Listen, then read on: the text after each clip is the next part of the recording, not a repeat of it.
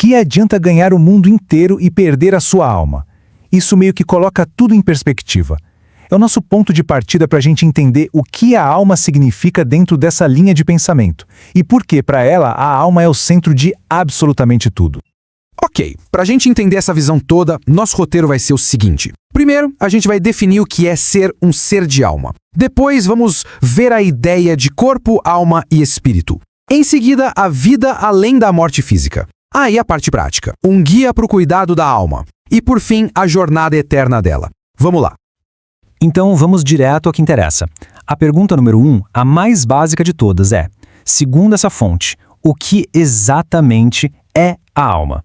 E olha, este versículo de Gênesis é a base de tudo. A grande sacada aqui, o ponto principal, é que a alma não é algo que a pessoa ganhou, mas sim o que ela se tornou quando recebeu o fôlego de vida. Entende? Nessa visão, a alma é a pessoa, viva, inteira. É a nossa essência em ação. E a língua original do texto, o hebraico, reforça muito essa ideia. A palavra usada lá, nefesh, não quer dizer um fantasma dentro do corpo, sabe? Ela significa um ser que respira, a pessoa como um todo. Então, resumindo, ter uma alma, para essa visão, não é ter uma pecinha extra etérea, é simplesmente estar vivo. E aqui tem um ponto que essa fonte faz questão de deixar bem claro, principalmente quando a gente compara com o pensamento grego antigo. A ideia não é que a alma já nasce imortal por si só. Pelo contrário, a vida eterna é vista como um presente, um dom de Deus que depende de uma conexão com Ele. Não é uma característica que a alma já tem de fábrica, digamos assim. Certo.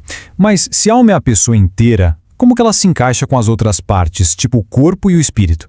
Bom, o texto que a gente está analisando propõe um modelo bem específico para a nossa composição, e ele é um pouco mais detalhado do que parece à primeira vista. Olha, basicamente existem dois grandes modelos teológicos sobre isso. Um é a dicotomia, que diz que somos feitos de duas partes, corpo e alma / espírito juntos.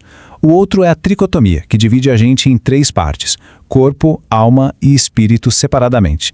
A perspectiva que a gente está vendo aqui, ela aposta tudo na tricotomia.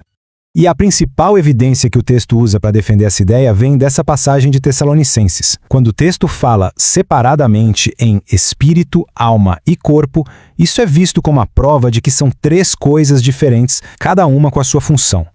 E essa ilustração mostra bem como cada parte funcionaria. O espírito seria a nossa conexão com o divino, com Deus, a nossa capacidade de ter fé. O corpo, claro, é a nossa conexão com o mundo físico. E a alma? A alma é o eu. Ela fica no meio, como se fosse a ponte, o centro da nossa personalidade que lida tanto com as coisas do espírito quanto com as coisas do corpo. Tá, e isso tudo leva a gente para aquela pergunta gigante, né? De acordo com essa fonte, o que acontece com a alma quando o corpo morre? Ela apaga ou ela continua existindo consciente? Agora, o que é bem interessante aqui é como essas passagens são usadas para argumentar contra aquela ideia de sono da alma, de que a pessoa fica inconsciente até a ressurreição. Desde a história de Abraão se reunindo ao seu povo, até a promessa de Jesus na cruz, a interpretação que o texto dá é sempre a mesma. A consciência continua, sem pausa, depois da morte. Então, se a alma é essa peça central e ela continua existindo depois da morte, a pergunta lógica que vem a seguir é, beleza, então como é que a gente cuida dela? Na prática, no dia a dia. Bom, o primeiro ponto é sobre alimentar a alma. É bem simples a lógica. Assim como o nosso corpo precisa de comida e água para ficar bem, a alma, nessa visão, também precisa de alimento para se manter saudável. E essa dieta da alma teria três ingredientes principais. Primeiro, a palavra de Deus, que é vista como o alimento mesmo, que satisfaz. Segundo, a oração, que é descrita não como um ritual, mas como a respiração da alma, aquilo que mantém a conexão sempre ativa. E terceiro, a comunhão, ou seja, ter relacionamentos saudáveis que incentivam a gente. Mas não é só sobre alimentar. A fonte também fala sobre como curar uma alma que por algum motivo foi ferida ou contaminada. E as ações para isso são vistas como uma espécie de kit de primeiros socorros da alma. O arrependimento seria o ato de limpar a ferida. O perdão, o ato de se livrar de um veneno, como a mágoa. E a renúncia, a decisão de se afastar do que faz mal, para se proteger. E para fechar, vamos dar uma olhada no que essa estrutura teológica diz sobre o destino final da alma, a sua jornada eterna.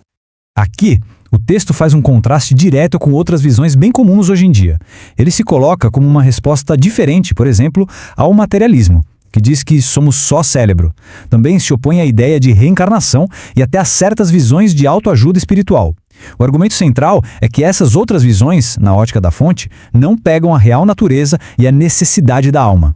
E essa linha do tempo aqui mostra como seriam as etapas finais dessa jornada. Começa com a morte, quando a alma entra no chamado estado intermediário. Depois vem a ressurreição, quando a alma se reencontra com um corpo. Em seguida, o juízo final, uma espécie de prestação de contas. E, por fim, a eternidade, onde o destino final é selado. E tudo isso leva a gente a uma das conclusões mais fortes do texto, a ideia de que não somos donos da nossa alma. Somos, na verdade, uma espécie de guardião, de mordomo. Recebemos um tesouro precioso que nos foi confiado, e nossa tarefa é cuidar dele. E esse provérbio antigo resume perfeitamente a urgência por trás de tudo isso. A ideia, no fim das contas, é que o estado da nossa alma não é só um detalhe espiritual, sabe? É a fonte de onde brota todo o resto da nossa vida.